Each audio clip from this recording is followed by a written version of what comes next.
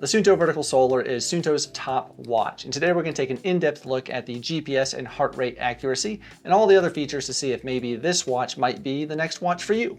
So let's get to it. Welcome back to the channel. My name is Steven, but first I do want to let you know that Suunto did send the Vertical Solar to me for the sole purpose of this review. They're not paying me for it. They're not going to see this footage ahead of time. I'm going to give you my completely honest opinion, just like always. Well, as far as the unboxing experience of the Suunto Vertical Solar, it's pretty nice. Everything is packaged away nicely, and it really gives you a feel of a premium product. Inside the box, you're going to find obviously the watch, the band, as well as some like instruction materials and the charger. Real quick, be sure to scroll down and give the video a thumbs up if you are finding this helpful and learning something about the Suunto Vertical Solar.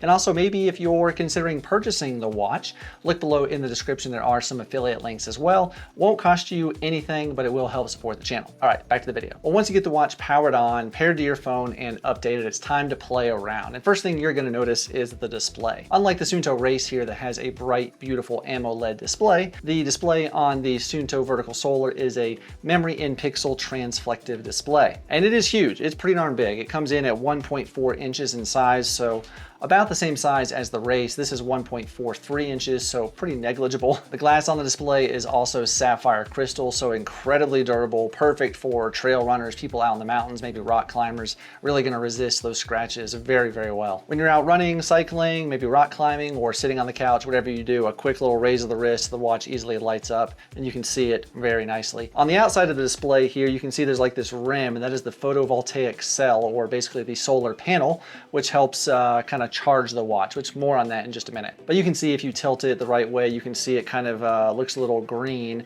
and that is the cell there. The display is also touch friendly. It's very easy to use. It's actually pretty responsive. You can go up and down, side to side.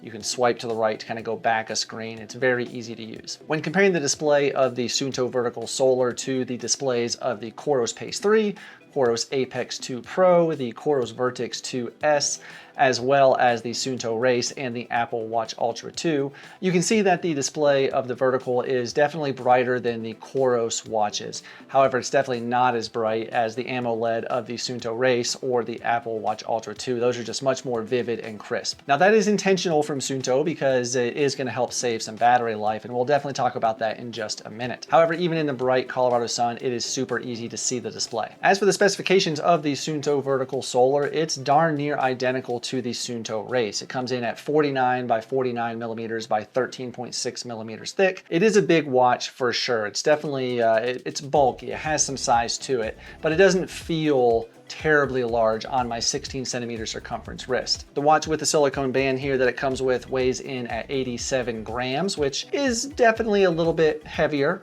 than some watches I've tested. That silicone band is a 22 millimeter quick release, which is the same as on the Suunto Race. It does also have that same kind of push pin style clasp on the band, which you just push through the band. It works pretty well, and it actually stays connected pretty easily, and I've not had it come off in testing. And just for reference, the included silicone strap here will fit a wrist between 125 and 175 millimeters. The bezel of this watch is the stainless steel version. There is also a titanium version. I do have the Suunto Race here, which is titanium, and that, you know, so you can kind of get an idea of what that would look like. The case is made of a glass reinforced polyamide, and like I said earlier, the glass is sapphire crystal, just again, crazy durable. The Vertical Solar is also tested to the highest military standards for toughness and durability, ruggedness, that kind of stuff. And it's actually rated to go all the way down to -5 degrees Fahrenheit or up to 130 degrees Fahrenheit. And it is water resistant down to 100 meters. Plus, I gotta say, I think this thing looks really sharp. I really do like the bezel with this little edging around it. It just looks clean, it looks sharp, it looks professional. It's a watch that I would have no problem wearing if I was dressing up for work or maybe to go on a date with my wife. It would fit right in. Now let's talk about the battery life of the Suunto Vertical Solar, because quite honestly, it's pretty nuts. Now there are 4 performance levels that you can choose from, and each of those will either increase the battery life, but on the other end, it's going to decrease that GPS accuracy or the heart rate just a little bit. Now in performance mode, which is the highest GPS setting they have, it is the dual band frequency. You can actually get up to 65 hours, which is just insane because that's, like I said, full, everything turned on, full highest setting you can get, 65 hours is a ton of time. Now in endurance mode, which is basically the all systems on, but single band, so it's not dual band frequency, you can still get up to a ridiculous 90 hours of battery life, which again is just mind blowing because all systems on is really accurate. Then there is the ultra mode, which reduces that GPS accuracy and the heart rate, all of those things, but you can get up to 140 hours, which again, you can go do Cocodona in that. I mean, I think. That's crazy long time though. And finally, there is tour mode, which will give you a ridiculous mind-numbing 500 hours. I mean, just come on. Come on, that's ridiculous. And all of these are not even the solar times. I did put the solar time on the screen so you can see that. It's ridiculous. Now there is actually one other additional mode on the vertical solar, and that is a custom mode. So you can really choose the type of GPS accuracy you want, the heart rate readings you want. You can really customize that and it'll give you a outcome or a estimated time that watch should last. And they are very easy to choose as well. You just simply go to your activity, scroll down to the battery options. You can go in and select either your performance, your ultra, tour, or whatever it is. Choose those levels. It's that easy. Now I did find something incredibly interesting about the Suunto Vertical Solar. So I live in Colorado. It's very, very sunny. It's known to have something like over 300 days of sunshine per year. Perfect place to test a solar watch. So in testing, I used the watch and really didn't notice any drop in my battery performance over like a 10-mile run. It stayed at the same percentage that it was at, which was pretty cool. However, I did a test. I just took the watch, put it directly outside in the sunlight, like I'm talking full on sun exposure in the midday. I let it sit out there for just over 4 hours and the watch battery only went up 1%. Which I thought was a little odd. So I was curious if maybe Suunto had a formula that would tell you, if you leave it in the sun for this long, you should get this much charge. So I reached out to Suunto directly, talked to my rep there, and I asked them that exact question. His answer was interesting. He told me basically the solar on the watch does not charge the watch, but it helps it maintain its power.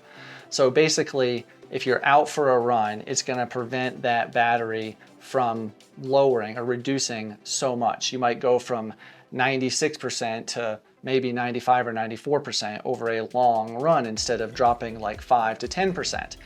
Now, if you're gonna leave it in the sunlight all day, 12 hours, it's not really gonna charge. But if you're running, doing an activity, cycling, it's gonna help that battery from not losing as much power, if that makes sense. Now, also in daily use, like smartwatch mode, all the features kind of turned on, the sleep tracking, all that stuff, you can get up to about 30 days of battery life or 60 days with solar. And then if you're gonna be in standby time mode only, like basically just a watch, you can get up to 60 days, or they say a year with solar, which that's crazy. All right, so now let's break it down and talk about GPS and heart rate accuracy. So the Suunto Vertical Solar is dual band frequency and it has that dual band GNSS chipset.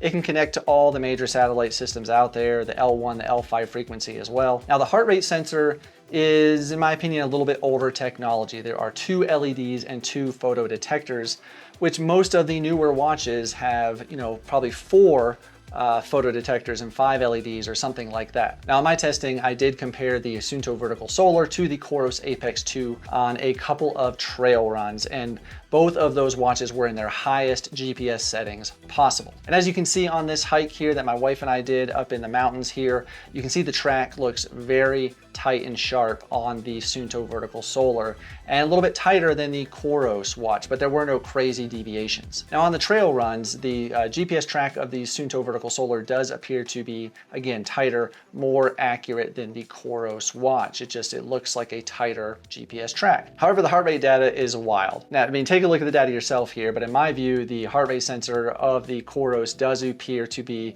much more accurate. I mean, it does have 4 photo detectors and 5 LEDs. I mean, it's definitely newer. On the second run, you can see the blue track of the Vertical Solar, again, appears to be very accurate as far as that GPS goes, especially through this part right here, where this is basically kind of like a canyon. There's a lot of high mountain walls on either side. That GPS track looks very sharp and crisp. But again, that heart rate data on the Vertical Solar, it's crazy. I mean, in my opinion, it's It's not good. Now, when comparing the Suunto Vertical Solar to the Apple Watch Ultra 2 here, the GPS tracks look very, very sharp and tight on both of them, and I really don't see much difference, to be honest. Overall, I think the GPS accuracy of the Suunto Vertical Solar is incredibly accurate, probably one of the more accurate watches that I've tested in the last several years. It's really, really nice. But that heart rate data, it's not good. Honestly, if you want heart rate data and you really want to dive into that, maybe you're gonna be training something specific where you need to focus on heart rate, you gotta use a heart rate sensor, in my opinion, either an arm strap, a chest strap with the Vertical Solar. I said the same thing about the Race as well. The heart rate on that was just not great. Also, I should note that in the gym, the Vertical Solar works great. I mean, it's super easy, works good. Now, another feature that I really enjoyed on the Suunto Vertical Solar, I said this again on the Suunto Race, both, it's the same, the maps. The maps are top notch. They're really, really quite nice. Both watches do have completely offline maps. They are free. You can download for your specific area and it works really, really well. You can actually make the map either a outdoor, what they call it, but it's like a lighter display, or you can choose a high contrast, or there's also a dark mode and it just changed the display a little bit, but all three are very easy to see and follow. You can also easily create your own GPX routes inside the app, sync them to the watch, and then turn on your directions, turn-by-turn navigation, that kind of thing. You can also add waypoints. Let's say maybe you get a GPX file from a race and they have their aid stations in there as well as waypoints. Well, if you transfer that over to the watch, get it uploaded, you can then see the distance to the next aid station, the elevation gain. Like, it's really pretty stinking nice. Now, maybe if you're going to be doing some off-trail navigation, something like that, a feature I really like is the bearing navigation. Once you're in the map, if you go down to the bearing navigation, you can actually select a bearing, whether if you know that specific bearing or you're looking off at maybe a mountain peak you want to go to, you can aim your watch there, lock in that bearing, and that way you can go back to the map and you'll see a nice blue line, and you'll also see the red north arrow, and you can just kind of dead reckon essentially with your map on the watch, and it's pretty easy to use. Now, the Suunto Vertical Solar shares a lot of the features of the Suunto Race. Basically, you can control music via the watch. You can even get notifications from your phone to the watch. And if you have an Android, this is really cool. You can actually send predetermined replies through the watch. It doesn't work with iPhones. I was not able to test it because I do not have an Android, but that would be really cool. There's also a really nice weather widget. It has to be, synchronized to your phone to update that widget, but it gives you a lot of good information on that as well. Now, there is also the Suunto Coach inside the app, which gives you a lot of great detail into like your training insights, your progress, training load, stress, recovery, all of that, sleep tracking. It's all very detailed. If you're a data geek, the Suunto platform might be one of the better ones for you because there's so much data to geek out about. There's also over 95 sport modes that you can choose from, but if by some chance the watch does not have your preferred sport, you can actually customize it. There are customizable sport modes as well. Now, thinking critically about the Suunto ecosystem, it's the app, essentially the app, what we use to control, is really the main drawback for me personally on the Suunto watches or the Suunto brand. It's just, there's no other way to say it really. It's slow. It's very slow. It's probably, in my opinion, the second slowest one out there, maybe a little bit faster than Polar, which if you've used Polar, that's not very good because it's very slow. I actually did a little test. So from the moment I open the app to when it is completely synchronized, everything updated, and it took 1 minute and 28 seconds, which I know in the grand scheme of things is not a lot of time, but in this day and age when everything is so quick and instant, it feels like ages. Now, I know this is getting awfully nitpicky, but I'm trying to look critically at this system. And in my opinion, if the ecosystem could be upgraded and be faster, then Suunto watches have come so far and are really just amazing over this last year. We just need an ecosystem that can kind of keep up with that. Well, the Suunto Vertical Solar, like I have here, retails for $699 US. Now, if you want to save a little bit of money, there is the stainless steel version that does not have the solar, and it's $629. There is also the titanium version that does have solar as well, and it's $839. Now, all three options are great. Going to be durable, last you a long time, give you incredible battery life. They're all great options. But the question remains, is the solar worth it? Now, in my opinion, if you live somewhere like me in Colorado or out west or maybe Florida, some state that has crazy amounts of sun, then yes, absolutely, it's gonna be worth it to spend the extra $70 between the stainless steel and the solar version to get that solar it's gonna be worth it in the long run. However, if you live on the East Coast, where most of their trails are under the tree canopy, you just don't have that exposure to the sun. Unless maybe you are a road runner where you spend a lot of the time out from the trees, you have direct sunlight coming into you and the watch. If you don't have that, if you're gonna be in that tree canopy, then honestly, I would save the money and just get the stainless steel version. I don't personally think it's gonna be worth it. You're just not gonna get the benefit from it. Now, I do know the Suunto Vertical Solar has been out for a little while now. So I'm curious, what have you thought of the watch if you've tried it?